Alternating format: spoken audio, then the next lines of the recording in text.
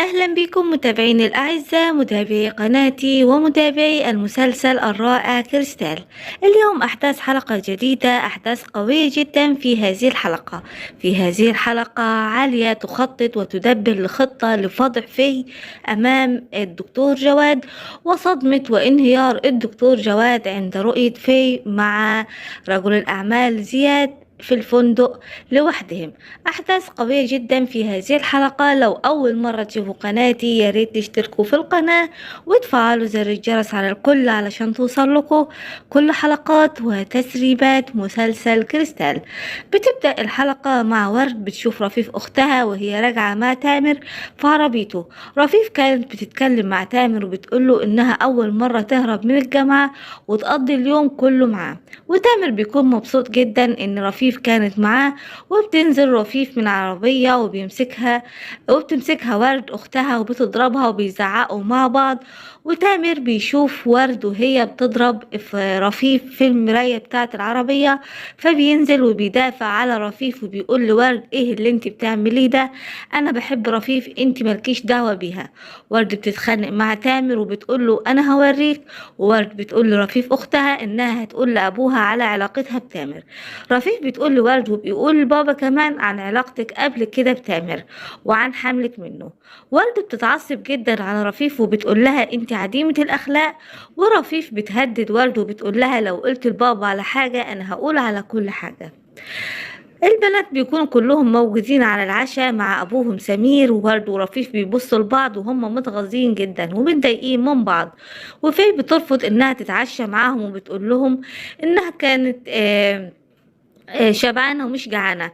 وباباها بيقول انتي واخدة موقف مني علشان موضوع العريس، علشان كده مش عايزة تتعشي معانا. وفي بتقول لباباها لا بس هي مش جعانة وملهاش نفس للأكل.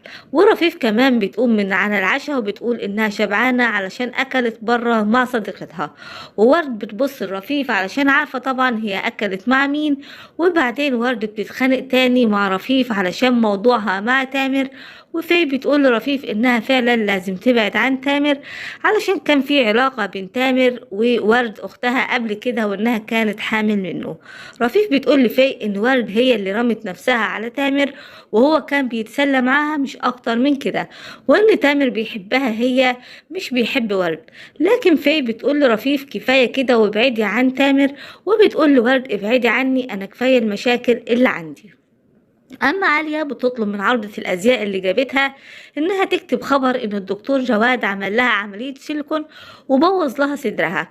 والخبر ده انتشر في الجرايد كلها، ومالك أخو الدكتور جواد بيشوف الخبر ده وبيقول للدكتور جواد شوف اللي مكتوب عنك انت، كل شوية فضايحك كتير جدا.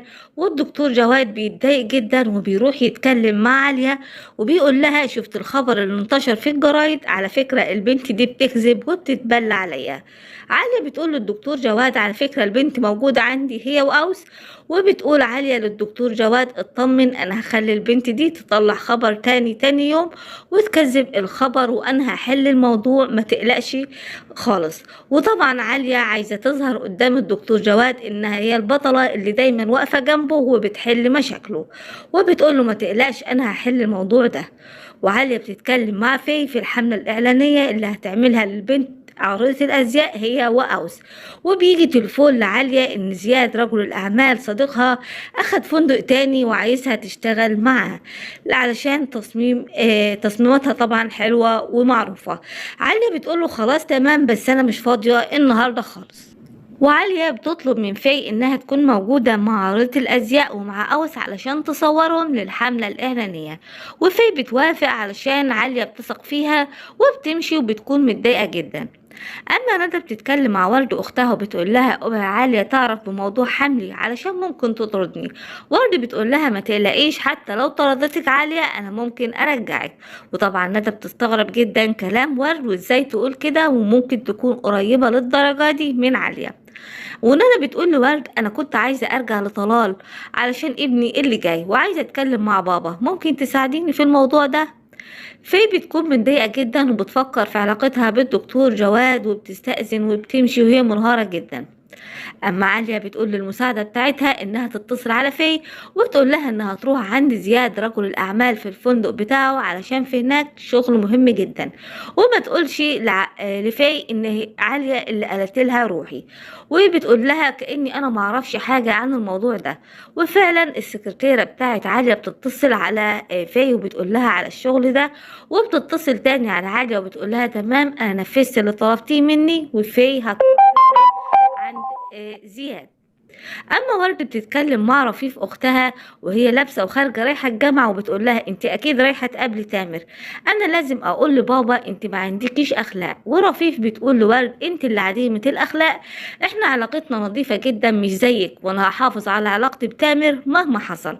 وبتسيبها وبتمشي. وطبعا ورد بتبقى منهاره ومتضايقه جدا، وبتروح فيه علشان تتكلم مع زياد رجل الاعمال في الفندق بتاعه، وبتتكلم على التصاميم بتاعه الفندق. زياد في الوقت ده بيكون موجود في المكتب ورايح الفندق بتاعه، فبتقول له انا هاجي معاك علشان في شغل هناك مهم جدا.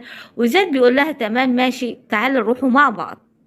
اما عالية بتروح للدكتور جواد، وبتلاقي الدكتور جواد متضايق جدا بسبب الخبر اللي انتشر عنه في الجرايد. عالية بتطمنه بتقوله ما تقلقش، انا حليت الموضوع ده، وخليت البنت دي هتنزل خبر بكره في الجرايد وهتقول انك ما عملتش حاجه، ما تقلقش، تعالى نخرج ونغير جو ونروح اي مكان علشان تخرج من اللي انت فيه.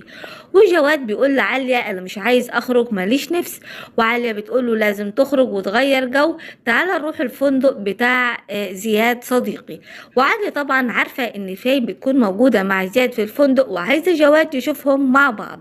في الوقت ده فعلا بتكون موجودة مع زياد في سيارته، وزياد بيشكر جدا في شغل في. اما ندى بتتكلم مع ابوها في موضوع في، والد في بيقول لندى انه لازم في تتجوز الشخص المتقدم لها ده. وندى بتقوله لكن في هتكون حزينة جدا وتعيسة. وسمير والد في بيقول انا خلاص قررت ولازم تتجوز الشخص ده بدل الفضايح اللي احنا فيها بسببها. اما تامر بيكون موجود مع رفيف وبيقول لها انه بيحبها جدا وهي مختلفة تماما عن اختها ورد وعن كل البنات اللي عارفهم قبل كده. اما ندى بتستأذن من ابوها وبتقوله انها خارجة علشان تجيب شوية حاجات للبيت. وندى بتكون رايحة علشان تقابل طلال من غير ابوها ما يعرف. وطلال بيقول لندى احنا ليه بنتقابل في السر، لازم تقولي لابوكي وتحل الموضوع ده احسن ما طلقك، والمفروض ان كمان ابوكي هو اللي يجي ويعتذرلي. وطبعا ندى بتكون متضايقة جدا ومش عارفة ازاي تحل المشكلة دي اللي بين ابوها وبين طلال. اما في بتكون موجودة مع زياد في الفندق وبيطلب منها زياد انها تشرب معاه، لكن في بترفض وبتتكلم مع زياد في الشغل علشان عايزة تروح بدري علشان ابوها بيزعل منها جدا لما بتتأخر. لكن زياد بيقول لفي انك لازم تقعدي وتسهري علشان ده شغلك والشغل عايز كده. وفي طبعا بتكون متوترة جدا ومش عارفة تعمل ايه. اما عالية بتاخد الدكتور جواد وبتسأل عن زياد انه موجود في الجناح الملكي اللي في الفندق وكمان معاه ضيفة. عالية بتصر انها تطلع بنفسها وبتاخد معاها الدكتور جواد، والدكتور جواد بيكون رافض انه يطلع وبيقول لعالية انا مش عايزة اقعد مع الشخص ده، انت اتفقتي ان احنا هنكون انا وانتي وبس، دلوقتي هنكونوا 3. لكن عالية بتقوله لا ما تقلقش مش هنكون 3 ولا حاجة. وعالية فعلا بتدخل هي وجواد على زياد وبتشوفه مع في، ومعاها طبعا بيكون جواد متفاجئ جدا ومصدوم اول ما شاف في موجودة مع زياد في الفندق لوحدهم. وزياد كان هيحتدي على في، لكن عالية كانت عاملة نفسها مصدومة ومش عارفة حاجة مع ان هي اللي مخططة كل ده. والدكتور جواد بيكون واقف ومصدوم جدا في.